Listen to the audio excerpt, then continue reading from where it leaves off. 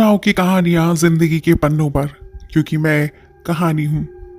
Witness box, a suspense thriller and investigation story. भाग एक।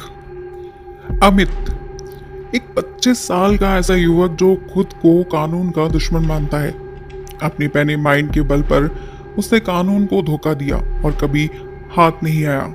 वो ऐसा क्यों कर रहा था, अपने आप में एक सस्पेंस है।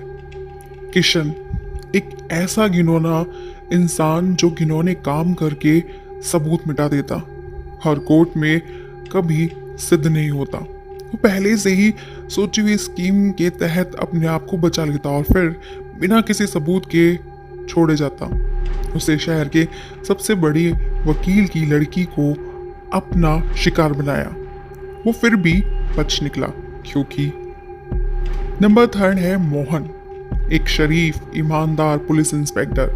किसी के खतरनाक दिमाग में फंसकर उसने ऐसा काम किया कि उसकी दुनिया ही उजड़ गई। तब उसने उस दिमाग को पकड़ने के लिए 30 दिन की सौगंध खाई। उस दिमाग को न पकड़ पाने पर 31वें दिन उसे आत्महत्या कर लेनी थी। शंकर लाल, शहर का जाना माना वकील जो अपनी जिंदगी में कभी केस नहीं हारा। वो कानून को अपनी स्वार्थ सिद्धि का साधन मानता था, लेकिन एक खतरनाक दिमाग ने उसके भ्रम को चकनाचूर कर डाला। शंकर लाल समझ नहीं पा रहा था कि उसके साथ क्या कुछ हो रहा है। राधा, इस अपराध की शिकार एक खूबसूरत लड़की, जिसका कसूर ये था कि उसके पास उसके साथ हुए अपराध का कोई सबूत नहीं था। इस लड़की की कहानी बहुत बड़े सस्पेंस से शुरू होती है। तो ये सब थे हमारे इस कहानी के 5 किरदार, मुख्य किरदार। चलिए आइए सुनते हैं आगे की कहानी। Witness box. फास्ट स्पीड से भागती ट्रेन के साथ साथ ही मेरे दिमाग में सोचने की कैपेसिटी भी फास्ट होती जा रही थी। मन में ऐसी हलचल हो रही थी कि मैं किसी दैविक शक्ति के द्वारा भारत नगर की जेल में पहुंच जाऊं। आप मुझ पर हंस रहे होंगे, दुनिया भर के अपराधी तो क्राइम करके जेल के आगे से गुजरना भी पाप समझते हैं, और मैं मन ही मन खुश होते हुए जेल पहुंच जाना चाहता था। इसका मतलब ये नहीं था कि मैं कोई अपराधी हूँ। नहीं साहब, कसम झूठ बोलने वालों की, जो मैंने 20 साल की जिंदगी में कोई चींटी भी मारी हो। मैं कोई अपराधी करके भारत नगर की जेल में एडमिट होने के वास्ते नहीं जा रहा था। मैं भारत नगर जाने के कारण को बताने से पहले अपना परिचय आपसे कराना चाहता हूँ। मेरा नाम है शिवा पंडित। पेशा या शौक कहो उपन्यास लिखता हूँ। मुझे भारत की जेल में अंतर्दिशाएं पत्र प्राप्त हुआ था। उसके भीतर जो शख्स मुझे मुखातिब हुआ था उसका नाम था अमित। उसने मुझे भारत नगर की जेल में आमंत्रित किया था। ते कोई कारण नहीं लिखा था, लेकिन वो भला मानस क्यों मेरे 100 रुपए का गला घुटवाना चाहता था। उसने इतना जरूर लिखा था, पंडित जी, कानून की ऐसी की तैसी कैसे की आपने न्यूज़पेपर में पढ़ा होगा। अगर आप मुझसे मिलने नहीं आए तो आपकी ऐसी की तैसी बहुत बढ़िया तरीके से करूंगा। मुझे उस अमित नाम के कैदी पर उबाल तो बहुत आया था, लेकिन मैं बहुत ही गुस्सा हजम करने वाला इंसान हूँ। उल्टे मेरे मन में एक अजीब सस्पेंस पैदा हो गया। मैंने न्यूज़पेपर्स में अमित के सभी कारनामे पढ़े थे। उसने अपने पैने दिमाग के जरिए कानून तक को चीट किया था। उसकी स्टोरी में यही फीलिंग होती थी कि किसी खास वजह से वो कानून का दुश्मन बना था, लेकिन उसने कानून को किस प्रकार से धोखा दिया था मुझे डिटेल्स में नहीं मालूम था। उसने ऐसा क्यों किया ये तो बिल्कुल ही मालूम नहीं था। उसकी हिस्ट्री मेरे लिए एक बहुत बड़ा सस्पेंस थी। इन सभी कारणों की वजह से ट्रेन में बैठे बैठे मुझे काफी उकताहट महसूस हो रही थी। मैं सभी तरह के देवताओं से ये प्रार्थना करने में लगा था ट्रेन पलक झपकते ही मुझे भारत नगर के प्लेटफॉर्म पर पटक दे। लेकिन सभी देवताओं ने एकजुट हो ये कसम खा ली कि मुझे 7 घंटे बोर करेंगे। खैर 7 घंटे टले, मैं स्वयं ही भारत नगर के प्लेटफॉर्म पर टपक पड़ा। स्टेशन से बाहर आते ही टैक्सी ड्राइवर ने मुझे घेर लिया। मैं खुद अचानक से अटैक से घबरा गया। ड्राइवर्स की फौज भूखे शेर की तरह अपनी टैक्सी की तरफ खींच रही थी। मैं खरगोश कुछ कर पाने में असमर्थ था। मैंने अमित नामक कैदी पर रौब झाड़ने के लिए बिल्कुल न्यू शर्ट बनवाई थी। पूरे 500 रुपये खर्च करके, और सत्यानाश हो जाए इन ड्राइवर्स का, उनकी खींचातानी में न्यू शर्ट की दोनों बाहें जड़ से उखड़ गई और ना जाने कहाँ विलीन हो गई। जो कभी शर्ट थी अब पैकेट भर ही रह गई थी। जब कोई सा ड्राइवर मुझे अपनी टैक्सी में बैठाने में सफल ना रहा, तब तक सरदार ड्राइवर ने दाढ़ी दिखाई थी। उसने मेरे कम सिन जिस्म को किसी खिलौने के समान गोदी में उठाया, जैसे कोई माँ सब्जी खरीदने जा रही हो और उसके सीने से मासूम बच्चा चिपटा हो। सरदार ड्राइवर ने मुझे पिछली सीट पर पटका और ड्राइविंग सीट पर झपटा। उसे ये डर था कि कहीं कोई दूसरा ड्राइवर मुझे बाहर से ना खींच ले। आपको एक गोल्डन राइड दूं। आपको मजबूरीवश कभी भारत नगर जाना हो तो कभी न्यू शर्ट या पैंट पहनकर मत जाइएगा। मेरे ख्याल से तो किसी मोची के बोरी की तरह किसी विशेष कॉस्ट्यूम सिलवाकर और पहनकर ही भारत नगर के स्टेशन पर उतरना वो ज़्यादा बेहतर है। जेल के सामने खड़ा मैं शर्ट की फटी हुई आस्तीनों की गैर मौजूदगी महसूस कर रहा था। मैं फाटक पर खड़े दोनों हवलदारों के सामने भी कोफ्त महसूस कर रहा था। वो दोनों भले ही सूती ड्रेस पहने थे, लेकिन उनकी कमीजों के दोनों बाहें सलामत थी। मैं एक हवलदार मेरी तरफ बढ़ा। मैंने झट से दोनों नंगे हाथ पीठ से जोड़ लिए। ए, क्या बात है? वो कड़कती मूंगफली के समान चटका। यहाँ क्यों खड़े हो? नमस्ते जी। मैंने घबरा कर झट से दोनों हाथ जोड़ लिए। शायद मैं ही वो पहला बेवकूफ इंसान था जिसने उस हवलदार को हाथ जोड़कर नमस्ते की थी। उसने मूंछों पर दाव देते हुए दूसरे को देखा, फिर मुझसे बोला, क्यों बे, तू कोई चोर है? नहीं हवलदार साहब, मैं करीब रोने सा ही लगा था। हम हवलदार नहीं है, हम इस जेल के संतरी है। मुझे पहली बार इस बात का पता चला कि वो संतरी था। ये शर्ट कौन से टेलर से के यहाँ से चुराई है? उसे अपनी आंखें मुझ में गड़ाते हुए पूछा। जी, चोरी? मैं अटपटाया। हाँ, तूने ये शर्ट चोरी की तो पहनी है। अबे घोचू, चुरानी थी तो आस्तीन वाली चुराता। मैंने उसे बड़ी मुश्किल से स्टेशन पर हुए आस्तीन कांड के बारे में बतलाया और अपने आने के मकसद के बारे में भी। अमित के लिखे लेटर को पढ़कर उसे विश्वास हुआ। सीधे चले जाइए, वो बोला, और सामने ही जेलर साहब का ऑफिस है। उनसे इजाजत लेने पर तुम उन कैदी से मिल सकते हो। उससे दूसरे संतरी को फाटक खोलने का इशारा किया। सर झुकाकर मिनी फाटक से गुजरा। साहब बड़े ही प्यार से मुझसे पेश आए। उन्होंने बिना किसी हिचकिचाहट के अमित से मुलाकात की परमिशन दे दी। साथ में मेरे एक वार्डन कर दिया। वार्डन के मार्गदर्शन पर मैं अमित की बैरक के सामने था। एक अन्य वार्डन ने दरवाज़ा खोला और मेरे भीतर घुसते ही दरवाज़ा फिर से बंद कर दिया।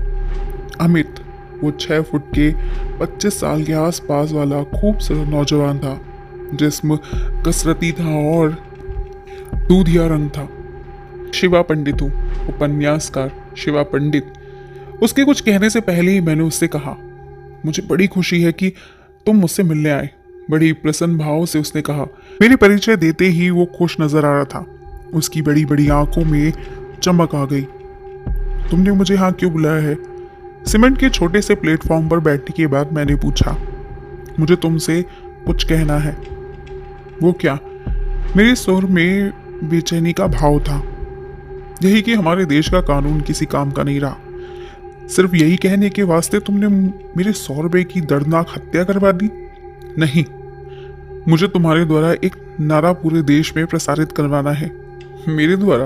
वो क्या? क्योंकि तुम एक नॉवेलिस्ट हो। तुम अपने उपन्यास के माध्यम से मेरी बात को युवा पाठकों तक पहुंचा सकते हो। लेकिन वो नारा क्या है जिसे तुम कानून चला डालो? मेरी बात काट कर वो झट से बोला, कानून चला डालो? मैं हड़बड़ाया। तुम किस कानून की बात कर रहे हो? अच्छे भले नॉवेलिस्ट हो, ये व्यंग टोन से नहीं बोला। लिखते हो डिटेक्टिव नॉवल, और कानून क्या है ये नहीं जानते? कानून वही है जो लोगों को सजा देता है, और इंसाफ भी। मैंने झट से कहा, झूठ बोलते हो तुम। वो आवेश में बोला, कानून किसी के साथ न्याय नहीं करता, किसी को इंसाफ नहीं देता। कानून के पास इंसाफ का तराजू है, लेकिन वो मापक नहीं है। वो सच और झूठ को ठीक तरह से तोल नहीं सकता। कैसी बातें करते हो? मैं भी थोड़ा उबाल खा गया। तुम तो ऐसे कह रहे हो जैसे कानून इंसाफ ही नहीं करता हो। तो झूठ क्या बोला मैंने? उसका उबाल 20 था। कानून अंधा है, भूत नाम की लाठी का मोहताज है। वो लाठी को चारों तरफ अंधाधुन घुमाता है। घूमती हुई लाठी से चाहे अपराधी घायल हो या निर्दोष, उसे कोई सरोकार नहीं है। क्या एक अंधा सबका मार्गदर्शन कर सकता है? नहीं, एक अंधा किसी का मार्गदर्शन नहीं कर सकता। मैं तपाक से बोला, लेकिन कानून व्यवस्था नहीं है। सबूत कानून के हाथ मजबूत करने के लिए है। सबूत कानून के हाथों में थमी वो टॉर्च है जो अपनी रोशनी से सच और झूठ को देखती है। अगर सबूत ना हो तो कोई भी किसी पर झूठा इल्जाम लगा सकता है, लेकिन कानून उस पर विश्वास नहीं करता। वो उसे सबूत की बात करेगा, और अगर उस इंसान का इल्जाम सच्चा हो तो भी कानून उससे सबूत मांगेगा। यानी सच्चे सीधे इंसान पर सबूत ना हो तो कानून बेकार है।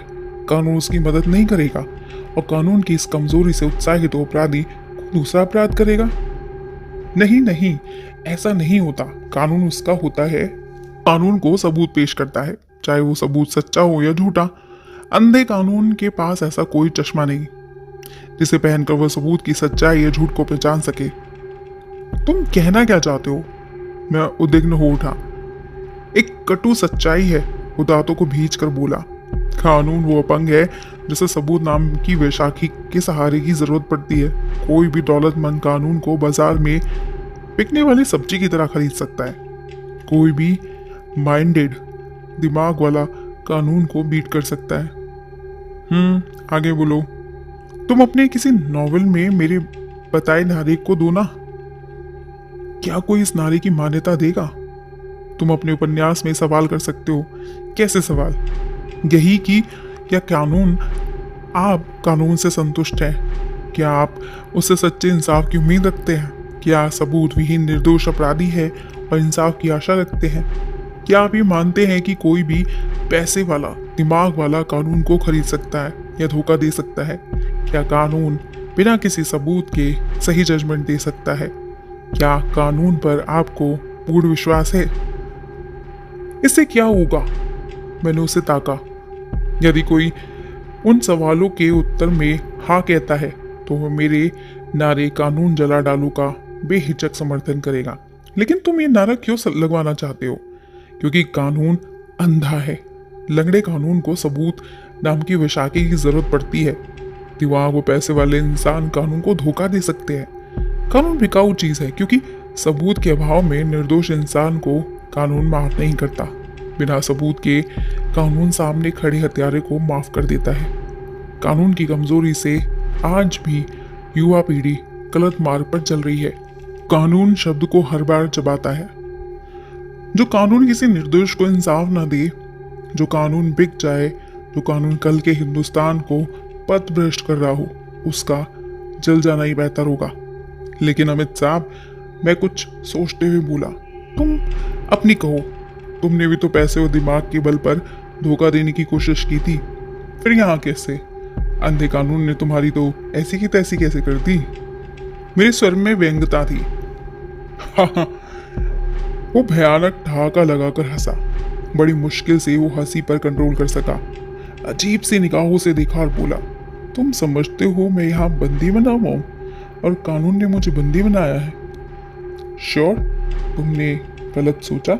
लगता है मेरे मैसेज के सभी न्यूज़पेपर नहीं पढ़े तुमने। ते तो ऐसी बात मुंह से ना निकालते। मेरा दिमाग स्पेस में घूम गया।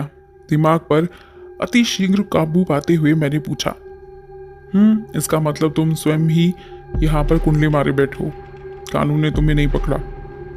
हाँ, यही कहा जा सकता है। मैंने स्वयं ही आत्मसमर्पण किया था।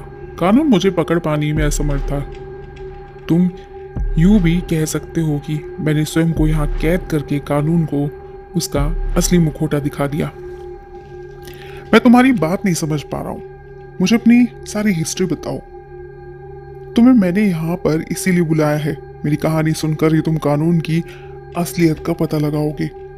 तुम्हें मेरे नारे में दम नजर आएगा तो मेरी कहानी अपने उपन्यास में डाल दो। मुझे पूरा विश्वास है कि प्रत्येक पाठक पढ़ने पर स्वयं ही मेरे इस नारे को बुदबुदा उठेगा। समझ नहीं आता कहाँ से शुरू करूं? तेरा उपन्यासकार होता तो चलो तुम अपने ढंग से सुना दो। मैं झट से बोला, बाद में अपने ढंग से मैं पाठकों तक पहुंचा दूंगा। तभी चाय आ पहुंची। मैं चाय की गर्म चुस्कियों के साथ हिस्ट्री सुनने लगा, वो भी तन्मयता के साथ। ऐसी क्या हिस्ट्री है अमित की? ऐसी कौन सी चोट खाई है अमित ने जो उसे कानून से इतनी चिढ़ हो गई है, जिसके खिलाफ वो नारेबाजी करना चाहता है? और उसने कानून को नीचा दिखाने के लिए खुद आत्मसमर्पण क्यों किया? जानने के लिए जुड़े रहिएगा इस कहानी के साथ अंत तक। Witness box, a suspense thriller and investigation story, सिर्फ और सिर्फ स्टोरी मिनिएक्स पर।